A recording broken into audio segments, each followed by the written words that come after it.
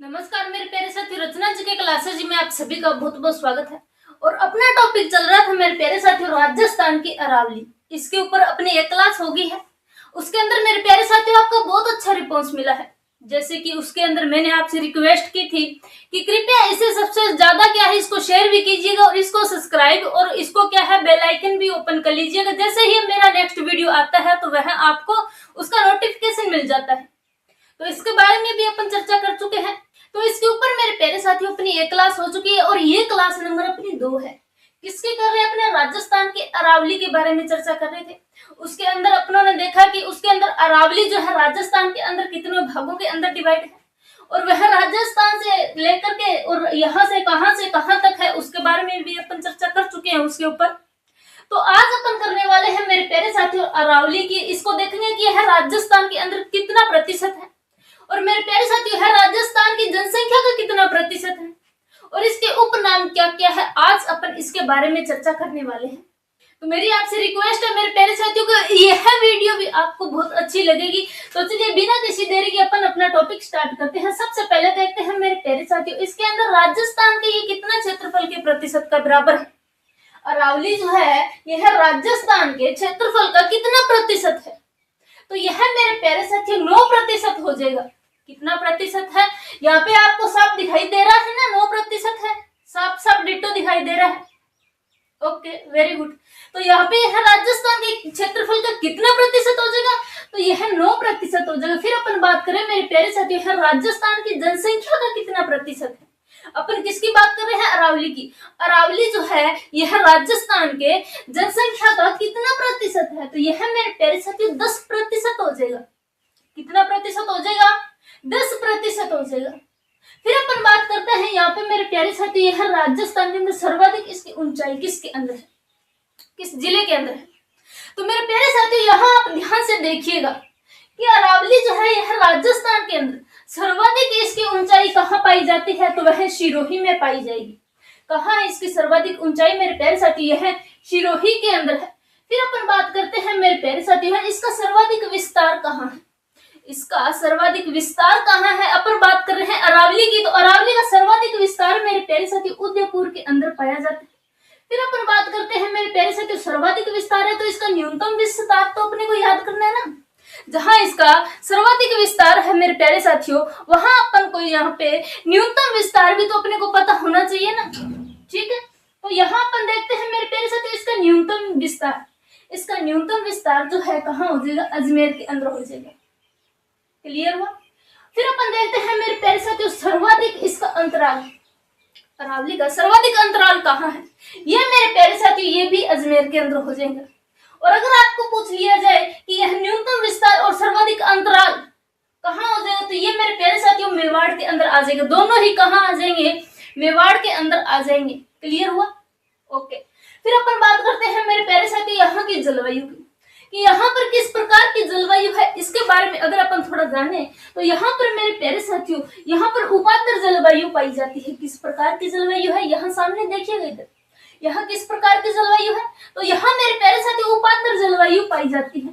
फिर अपन बात करते हैं मेरे प्यारे साथियों यहाँ पर मिट्टी कि यहाँ पर मिट्टी किस प्रकार की और किस तरह की मिट्टी है। अपन इसके बारे में थोड़ा देखें तो किस प्रकार की मिट्टी हो जाएगी मेरे प्यारे साथियों। यहाँ पर ध्यान दीजिएगा एक बार आप सभी। तो यहाँ पर आपने मिट्टी की ध्यान देख करके देखे तो मिट्टी कौन सी हो जाएगी मेरे प्यारे साथियों? लाल काली भूरी मिट्टी हो जाएगी। कैसी मिट्टी है? यहाँ पे लाल काली और भूरी मिट्टी है। तो मेरे प्यारे साथियों आप सभी यहाँ गौर से ध्यान दीजिएगा, इधर सामने देखिएगा सभी। यहाँ पर किस प्रकार की मिट्टी है मेरे प्यारे साथियों? यहाँ पर काली और लाल भूरी मिट्टी। किस प्रकार की मिट्टी है मेरे प्यारे साथियों? यहाँ पर लाल भूरी काली मिट्टी प्रकार की पाई जाती है। इस प्रकार की मिट्टी है मेरे प्यारे साथियों। आप बातें बाद में कर लेना, पहले सबसे पहले इधर देख लो ना। बातों को क्या बाद में कर लेना, इतना जरूरी यहाँ पे टॉपिक चल रहा है फिर भी आपको बातों की लगी पड़ी है। यहाँ देखिएगा सामने। तो अपन कर रहे थे मेरे प्यारे साथियों यहाँ पर मिट्टी किस प्रकार की पाई जाती है। तो यहाँ पर मिट्टी की चर्चा करें तो यहाँ किस प्रकार की मिट्टी है मेरे प्यारे साथियों? यहाँ पर लाल काली भूरी मिट्टी पाई जाती है। फिर अपन बात करते हैं मेरे प्यारे साथियों यहाँ पर देखिए क्या देखते हैं मुख्य फसल के बारे में। यहाँ पर अगर अपन चर्चा करें कि यहाँ पर सबसे पहले मुख्य फसल कौन सी है तो वह मेरे प्यारे साथियों मक्का हो जाएगी। किस प्रकार की फसल हो जाएगी? यहाँ पर मुख्य फसल की बात करें तो कौन सी है? मक्का है। फिर अपन देखते हैं मेरे प्यारे साथियों इसी के अंदर देखते हैं और यह मेरे प्यारे साथियों मक्का की जो फसल है यह किस प्रकार से कैसे उगाई जाती है? तो यह मेरे प्यारे साथियों अरावली के ढलानों पर उगाई जाती है। किस प्रकार से उगाई जाती है मेरे प्यारे साथियों? आप सभी इधर देखिएगा सामने, यहाँ पर देखते हैं कि मक्का की फसल किस प्रकार से उगाई जाती है। तो यहाँ पर मक्का की फसल जो है वह मेरे प्यारे साथियों अरावली के ढलान के आकार उगाई जाती है। जैसे जैसे अरावली का ढलान होगा वैसे वैसे यहाँ पर मक्का की जो खेती है वो होती है। फिर अपन बात करते हैं मेरे प्यारे साथियों यहाँ पर अरावली के उपनामों की। अरावली को अपन और किस किस उपनाम से जानते हैं, अरावली के अन्य और क्या नाम है, अपन इसके बारे में अगर अपन थोड़ी चर्चा करें। इधर सामने देखिएगा कि अगर अपन थोड़ा यहाँ पे देखेंगे अरावली के और अन्य और उपनाम कौन से हैं इसके बारे में थोड़ा देखें तो अरावली को मेरे प्यारे साथियों पुराणों के अंदर, कहाँ की बात करते हैं, अरावली को पुराणों के अंदर किस नाम से जाना जाता है? तो वह मेरे प्यारे साथियों इसको परिपत्र के नाम से जानते हैं। अरावली को पुराणों के अंदर किस नाम से जानते हैं? परिपत्र के नाम से जानते हैं। और मेरे प्यारे साथियों परिपत्र जो है यह विष्णु पुराण के अंदर कहा गया है। किस पुराण के अंदर कहा गया है अरावली को परिपत्र? यह विष्णु पुराण के अंदर कहा गया है। सबको क्लियर हुआ? किसी को कोई डाउट है? अभी भी किसी को कोई डाउट नहीं होना चाहिए मेरे प्यारे साथियों। फिर अपन देखते हैं यहाँ सिरोही में अरावली को किस नाम से जानते हैं? तो यहाँ मेरे प्यारे साथियों सिरोही के अंदर इसको आबू गुलाब के नाम से जानते हैं। यहाँ देखिएगा सामने, इसको सिरोही के अंदर किस नाम से जानते हैं? तो वह आबू गुलाब के नाम से जाना जाता है। फिर अपन बात करते हैं मेरे प्यारे साथियों इसको बूंदी में किस नाम से जानते हैं? किस नाम से जाना जाता है? वह मेरे प्यारे साथियों इसको आड़ावल्ला के नाम से जानते हैं। किस नाम से जानते हैं? आड़ावल्ला के नाम से जाना जाता है अरावली को बूंदी के अंदर। यहाँ पर फिर अपन देखें मेरे प्यारे साथियों इसको बालोतरा बाड़मेर के अंदर किस नाम से जानते हैं? मेरे प्यारे साथियों यहाँ पर अरावली को मेरे प्यारे साथियों बालोतरा और बाड़मेर के अंदर किस नाम से जाना जाता है? तो यह मलानी के नाम से जाना जाता है। सबको यहाँ तक दिखाई दे रहा है? इसको किस नाम से जाना जाता है? मलानी के नाम से जाना जाएगा। और फिर अपन बात करते हैं मेरे प्यारे साथियों यहाँ पर सबसे पहले अपन देखें कि कर्नल जेम्स टोड ने अरावली को किस प्रकार की संज्ञा दी है, इसको क्या संज्ञा दी है, किन्होंने? कर्नल जेम्स टोड ने। इधर सामने देखिएगा अपन बात कर रहे हैं यहाँ पर कर्नल जेम्स टोड ने मेरे प्यारे साथियों अरावली को किस प्रकार की संज्ञा दी है? तो इन्होंने कहा है कि यह हिंदू ओलंपस के समान है। अरावली को कर्नल जेम्स टोड ने मेरे प्यारे साथियों यहाँ पर हिंदू ओलंपस की संज्ञा दी है। ये भी आप ध्यान में रखना। फिर अपन बात करते हैं मेरे प्यारे साथियों यहाँ पर अबुल फजल की। अबुल फजल ने अरावली को क्या कहा है? यहाँ पर देखिएगा मेरे प्यारे साथियों अबुल फजल ने अरावली को ऊंट की गर्दन कहा है।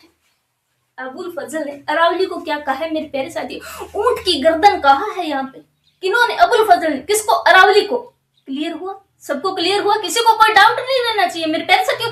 अगर आपको किसी प्रकार का कोई डाउट रहता है तो आप हमें कमेंट बॉक्स के अंदर कमेंट करके कह सकते हो, बता सकते हो। आपका जो भी प्रश्न हो इससे रिलेटेड या फिर कोई अन्य और भी प्रश्न हो तो मेरे प्यारे साथियों आप वह भी हमसे क्लियर कर सकते हो। सबको क्लियर है? यहाँ देखिएगा मेरे प्यारे साथियों फिर अपन देखते हैं कि इसकी तुलना किससे की जाती है। अरावली की तुलना की बात करें मेरे प्यारे साथियों की इसकी तुलना किससे की जाती है? तो इसकी तुलना मेरे प्यारे साथियों यहाँ पर अल्पेशियन पर्वत से की जाती है।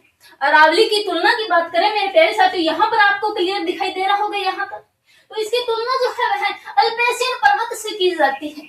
किसकी? अरावली की। अपन यहाँ अरावली की ही तो चर्चा कर रहे हैं और किसकी चर्चा कर रहे हैं? तो अरावली की ही तुलना देखेंगे ना कि अरावली की तुलना किससे की जाती है? यहाँ पर अल्पेशियन पर्वत से की जाती है। फिर अपन देखते हैं मेरे प्यारे साथियों अरावली के अन्य नाम।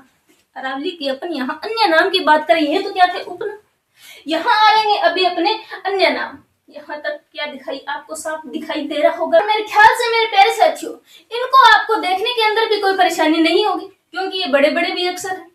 किसी को कोई डाउट भी नहीं होना चाहिए, ऐसा भी नहीं लगना चाहिए कि हाँ ये छोटे अक्षर है तो हमें दिखाई कम दे रहा है, ऐसा भी नहीं होना चाहिए मेरे प्यारे साथियों। अगर ये वीडियो आपको पूरा क्लियर नहीं दिखाई दे रहा है तो मेरे प्यारे साथियों इसको 360 के अंदर देखिएगा, इसको स्क्रीन के अंदर इसके जो है मेरे प्यारे साथियों क्वालिटी जो है 360 का लीजिएगा, वरना इसको 360 से अधिक भी कर सकते हो ताकि आपको यहाँ पे क्या हो जाए, बिल्कुल क्लियर दिखाई दे जाए। ओके, सबको क्लियर है? फिर अपन यहाँ पे अपन बात कर रहे थे मेरे प्यारे साथियों अरावली के अन्य नाम के बारे में अपन थोड़ा देखें तो अरावली को क्या कहा जाता है मेरे प्यारे साथियों? इसको अड़ा बट्टा कहा जाता है। अरावली को अन्य नाम के अंदर देखें तो इसको क्या कहते हैं? अड़ा बट्टा के नाम से जानते हैं। इसको राजस्थान की जीवन रेखा कहा जाता है और इसी को मेरे प्यारे साथियों महान विभाजक रेखा कहा जाता है। इसको किस नाम से जाना जाता है? महान जल विभाजक रेखा के नाम से भी जाना जाता है। किसकी बात कर रहे हैं अपन यहाँ पर? अरावली की बात कर रहे हैं। सबको क्लियर है? यहाँ पर अरावली के अन्य उपनाम देखें तो यहाँ पे अपनों ने क्या किया, मेरे साथ साथ बोलिएगा मेरे प्यारे साथियों, इधर सामने देखिएगा और मेरे साथ साथ बोलिएगा।